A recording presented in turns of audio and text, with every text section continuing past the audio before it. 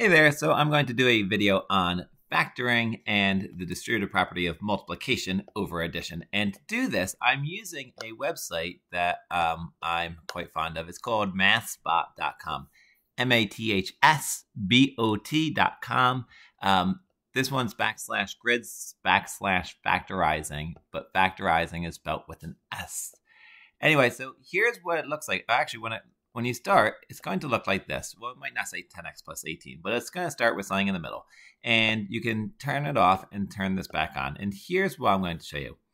If you click on the bottom of these rectangles, every square has a top and a bottom. If you click on the bottom, you will see that these come up 2 times the quantity x plus 9, 6 times the quantity x plus 3, 2 times the quantity 5x plus 9. So this is a perfect opportunity for you to practice distributing. And to do that, I'm going to show you what you do. So I'm going to take a look at 2 times the quantity x plus 9 first. And what this has. And there's a couple of ways to think about this. The first way to think about this is this really means I have 2 groups of x plus 9, which would be x plus 9 and x plus 9. Well, when I add them, I get 2x plus 18. Now, you probably don't want to do that every single time. But it is helpful to understand that that's what it actually means. What you should know is that it's the distributive property of multiplication. So I'm going to distribute that 2 with the x, and then I'm going to distribute that 2 with the 9. But it's distributive property of multiplication over addition. So I'm going to add 2 times 9. And once again, 2 times x gives me 2x. 2 times 9 gives me 18. So your answer is 2x plus 18.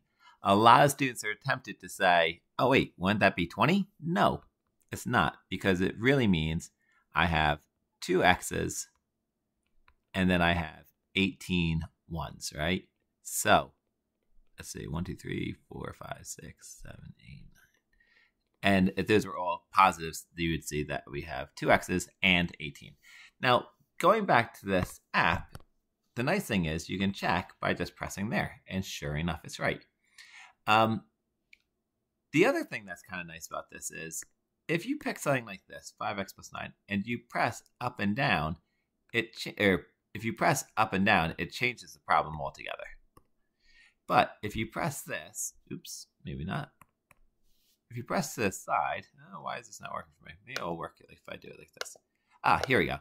If you go and you turn on the top bar, you can change these values. So those will go one way, and now I'm going to do something like this. Maybe I'll change this one. Oh, maybe I'll change it to 15. Let's see what this looks like. So now I have 5 times 3x plus 2. I wonder what happens if I change. Ah, look, and this is actually pretty good because this is actually kind of what I want. So I'm going to go, now I have 5 times 3x minus 2. So once again, I'm going to go back here, and I'm going to do 5 times 3x minus 2. And once again, if you wanted, you could say, oh, well, that's really 3x minus 2, 3x minus 2, 3x minus 2. 3x minus 2 and 3x minus 2, and then we can add them up. 3, 6, 9, 12, 15, 15 x's. Negative 2, negative 4, negative 6, negative 8, negative 10, minus 10.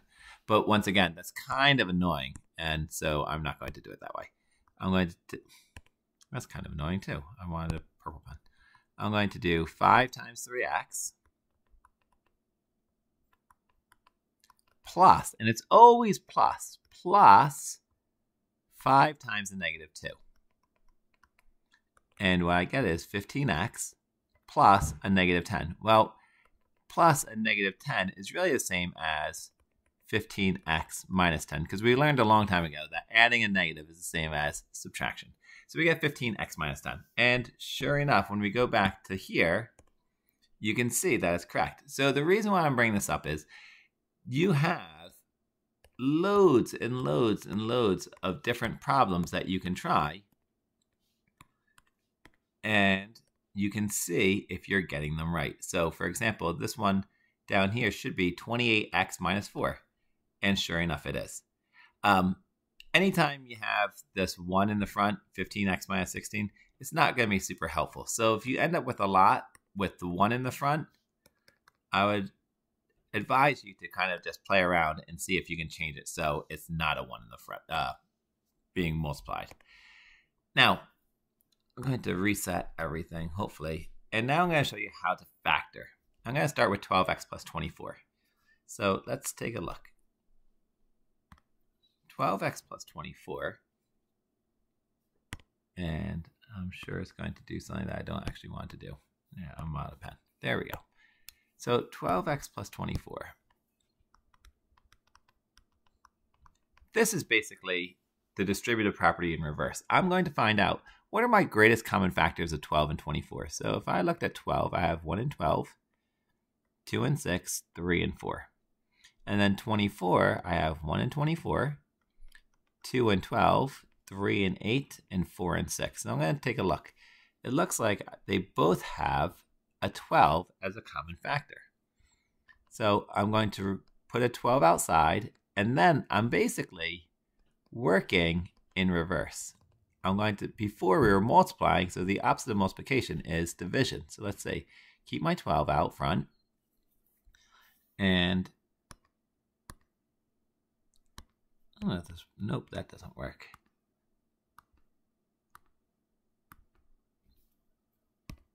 I don't know if I'll ever get anybody from Microsoft to watch my video, but if I do, can I just say, your new whiteboard is absolutely dreadful. I absolutely can't stand it. It used to be so much better. So 12x divided by 12 just leaves me with x, and 24 divided by 12 leaves me with 2. So my answer should be 12x, 12 times the quantity x plus 2.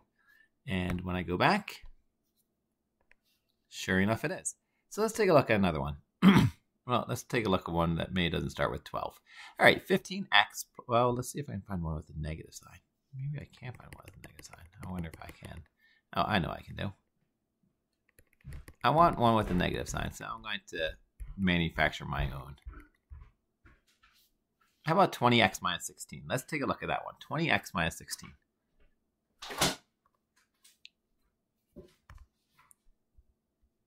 Oh my goodness me. So 20x minus 16. So once again, if I'm going to factor this, I need to find the common factors. And when I'm talking about common factors, that means the numbers that go into 20 and 16. So I have 1 and 20, 2 and 10, 3 doesn't, 4 and 5. And by the way, the reason why I go in pairs like this is because when I get to 4 to 5, that means my next big number will be 5, and that means I can stop.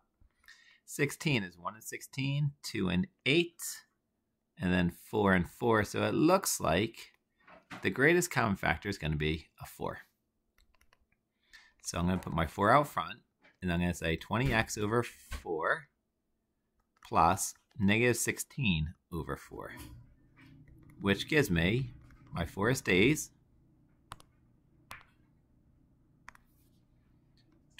Oh, goodness me. 4 goes into 20x, 5x times. 4 goes into negative 16, negative 4 times. So let's see, is my factored answer 4 times 5x minus 4? 4 times 5x minus 4, and sure enough it is.